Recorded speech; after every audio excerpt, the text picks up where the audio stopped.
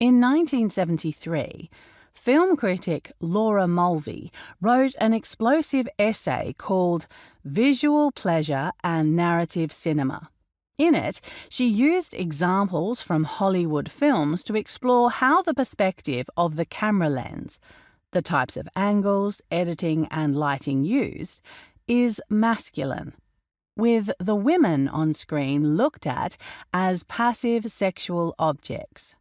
There are many examples of this throughout film history, from the way Lana Turner's character is introduced legs first in The Postman Always Rings Twice, to Megan Fox leaning over a car engine in Transformers.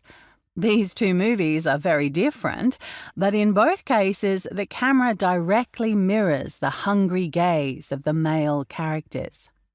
Mulvey's piece quickly became famous and contentious, and her ideas continue to be dissected today. To put it simply, Mulvey was interested in what happens to us when the majority of the films we watch are made by men and seen through this male gaze. This gaze places the male characters in a position of power. In film, men are almost always doing the looking, with women left in the weaker position of being looked at. This not only contributes to the slew of passive female characters we see on screen, but also affects how each of us view women and how women view themselves.